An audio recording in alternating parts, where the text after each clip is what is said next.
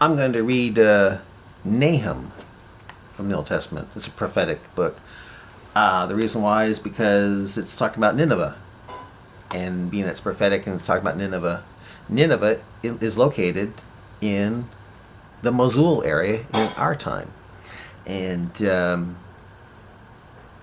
as you read Nahum, it sounds like, that sounds like it's talking about ISIS and and Kurds and problems with what's taking place in Mosul right now. So I'll read it and see what you think here, okay? All right, Nahum. And I thought I'd use the King James Version because the King James Version just, it sounds better to me when it comes to this prophetic stunning thing, All right. The Burden of Nineveh, the book of the vision of Nahum, the Elkoshite. The Elkoshite. God is jealous, and the Lord revengeth. The Lord revengeth and is furious. The Lord will take vengeance on his adversaries, and he reserveth wrath for his enemies. The Lord is slow to anger, and great in power, and will not at all acquit the wicked. The Lord hath his way in the whirlwind and the storm. In other words, God is in control of the whirlwind, it sounds like to me. So when a tornado destroys your house, God did it, apparently. Yeah. For the clouds are the dust of his feet. He rebuketh the sea, and maketh it dry. He drieth up all the rivers. Bashan languisheth, and Carmel, and the flower of Lebanon languisheth. The mountains quake at him, and the hills melt, and the earth is turned at his presence. Yea, the world. Earth is burned at his presence. Yea, the world, and all that dwell therein. God's kind of like in other words, it sounds like God has his way in the atom bomb, or hydrogen bomb too. Who can stand before his indignation, and who can abide in the fierceness of his anger? His fury is poured out like fire, and the rocks are thrown down by him. The Lord is good. The Lord is good. A stronghold in the day of tribulation. And he knoweth them that trust in him. But with an overrunning flood he will make an utter end of the place thereof, and darkness shall pursue his enemies. What do you imagine against the Lord? He will make an utter end. Affliction shall not rise up the second time. I wonder what the first time was. Anyway, for while they be folden together as thorns, and while they are drunken as drunkards, they shall be devoured as stubble fully dried. There is one that cometh out of thee, that imagine evil against the Lord, a wicked counselor. Take a pick of what you think the wicked counselor is.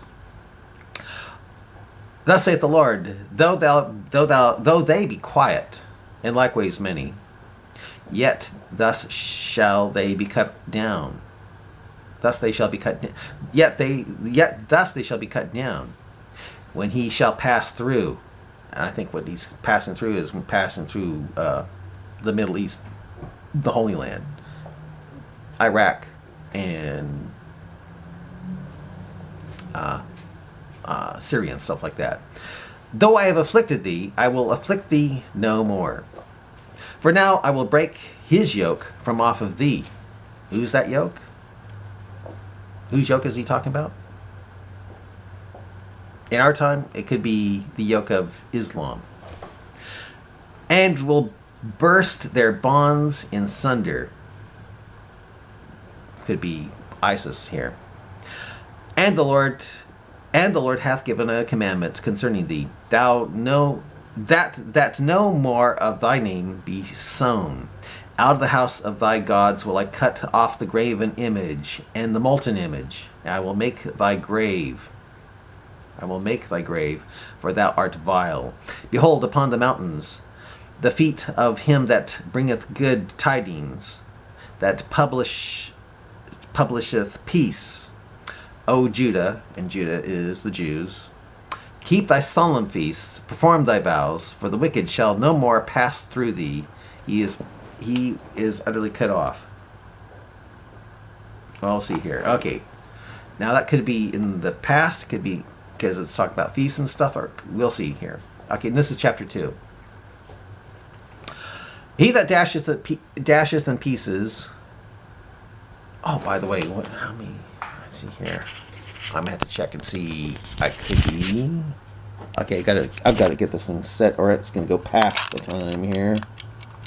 All right. All right, here, continue here. He that dashes in pieces is come up before thy face. Keep the munition, watch the way, make thy loins strong. Fortify thy power mightily. For the Lord hath turned away the excellency of Jacob. I think that's Israel. As excellency of Israel. Yeah, for the emptiers have emptied them out and marred their vine branches. The shield of his mighty men is made red. And right now what's happening in Mosul is that they are using even little kids as human shields. You know, all this Muslim saying of you love life while we love death. Just words. They're cowards. They're hiding behind women and children. And they're using them as shields. And it says here they'll become red. The shield of the mighty men, the shield of his mighty men is made red. The valiant men are in scarlet. And you know something? I've seen them put red flags on the tanks that are going into the Mosul area so we don't bomb them. And a tank is a type of shield. The chariot shall be with flaming torches in the day of his preparation, and the fir tree shall be terribly shaken.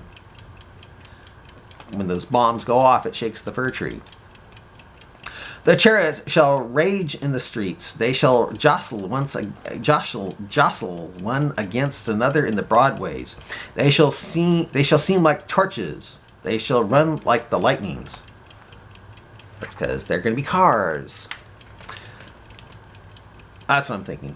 All right. He shall recount his worthies. They shall stumble in their walk. They shall make haste to the wall thereof, and the defense shall be prepared. The gates of the rivers shall be opened, and the palace shall be dissolved. And Huzzab shall be led away captive, and shall be brought, and she shall be brought up, and her maids shall lead her as with the voice of doves, tabering upon their breasts. But Nineveh is of old, like a pool of water. They shall flee away. Stand, stand, shall they cry, but none shall look back. And right now, ISIS is trying to get the heck out of Mosul. They say it's like a pond that is leaking away. Yeah, because they're trying to get out of there. All that. Apparently, they're starting to think, oh, I don't know if I'm going to get little children to have sex with. I mean, virgins. If I die, killing for Allah after all. If I die, yeah. Okay. But Nineveh is of old, like a pool of water. Better stop it here.